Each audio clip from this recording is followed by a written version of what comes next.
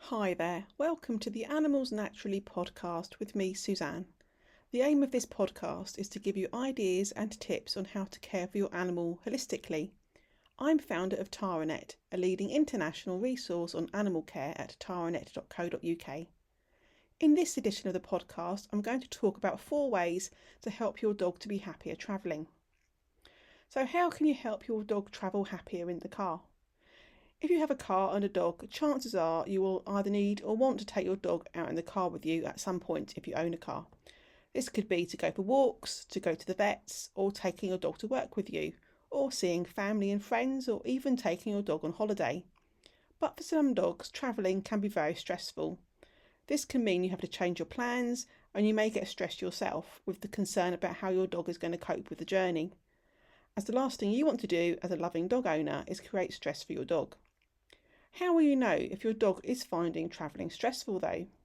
There can be several signs, including not wanting to get into the car, panting or drooling, being sick, or barking or whining. There can be other signs too. So what can you do to help your dog? Well, the good news is that there are a range of ways you can help your dog find travelling less stressful. The first one is to think about how your dog travels. Does he or she go into the luggage compartment at the boot of your car? Or does he or she sit on the car seats? How are they restrained? Are they in a cage? If they are, is it tailor-made for your car and is it the right size for your dog? Whatever they're sitting on or in, is it comfortable? Some dogs prefer to nest and like lots of blankets to snuggle down into. A cheap duvet can be a great inexpensive item for your dog to sit on in the car. Despite our best efforts, car travel can be bumpy and some dogs dislike getting jolted about. So sometimes a dog may find the boot of the car more stressful to sit in than inside the car. And conversely, they may find it more secure and stable if they're in a little cage, well, a cage suitable for their size, I should say. So think about how they're travelling and if it could be a more comfortable journey for them. If they sit on the seats, have you inside the car, have you got a special car seat for them? Or do you use a car travel harness that has a loop through it that you can put the seatbelt through the loop so the dog is restrained? Or can you use a chain to help them stay safely restrained in the car? Think about how your dog's travelling. Is he or she finding it the best possible experience? Second thing to think about is how does your dog get in and out of the car? For some dogs, getting in and out can be stressful and even painful. If they've got arthritis, getting up into the car could be really stressful and hurt them quite a lot.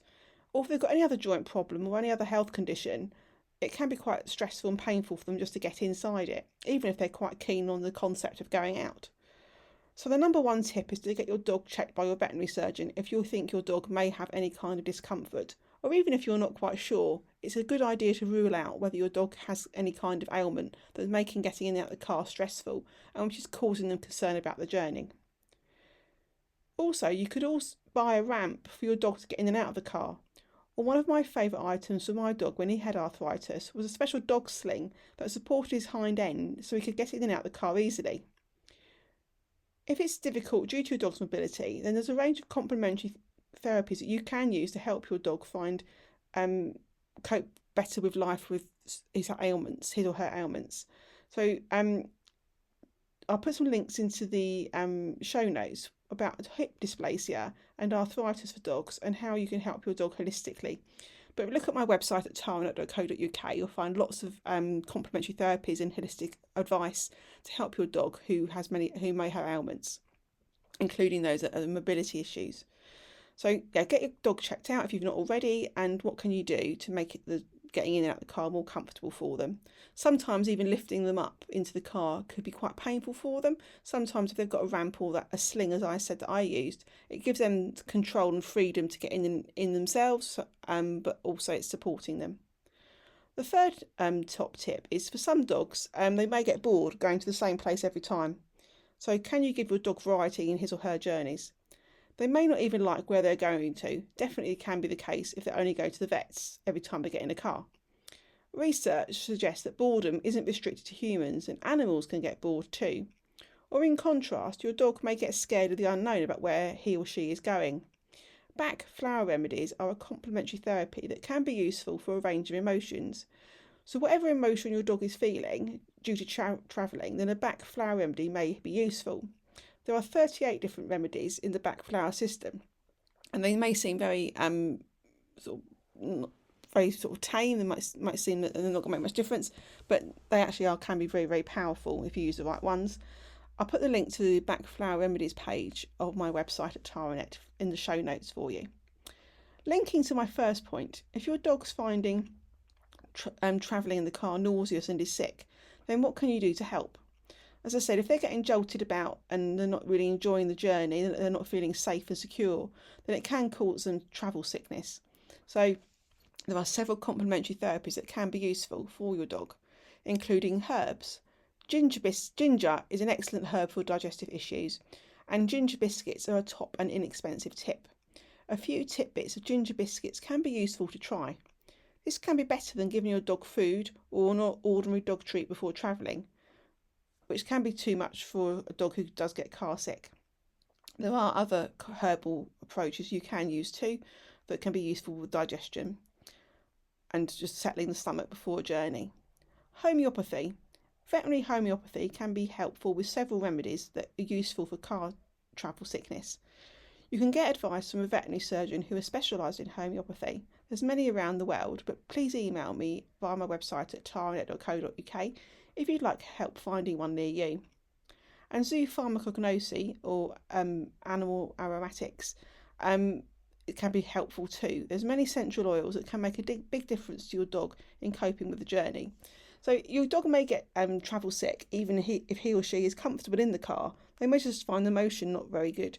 Like with humans, some of us find different modes of transport more difficult than others, and we can find it quite ill depending on the circumstances. So for instance, we might find it public transport or a train being quite hot makes us sick, and our animals feel sick and feel stressed just like people do. There are other complementary therapies you can use too to help your dog with travelling. There's many energy therapies that can make your dog feel more happier and less stressed. These include Reiki, crystal healing, radionics, amongst others. You may also consider animal communication as a way to better understand why your dog finds travelling difficult. There's information on animal communication and different complementary therapies such as Reiki, crystal healing and radionics all on my website at taranet.co.uk. So do please have a browse to get more information. So in summary, 4 top tips to help your dog be happier travelling is 1, consider how your dog travels. Where are they in the vehicle? Are they finding what they're sitting on or sitting in comfortable? Is it the right size for them? Are they feeling happy in the little space that they have? How does your dog get in and out of the car? Is it causing them stress or even pain, particularly if they've got a mobility problem? Give your dog variety. Don't try to go to the same place all the time. Your dog can get bored. That is a research fact that animals can get bored too. It's not just a human emotion. And the 4th one is if your dog's finding travelling nauseous and is sick, then try a complementary therapy to help settle their stomach and make them feel less sick and nauseous. I hope that's been useful. For more information on complementary therapies for your animal, then do visit my website at taranet.co.uk. I hope that's been useful, and until next time, goodbye.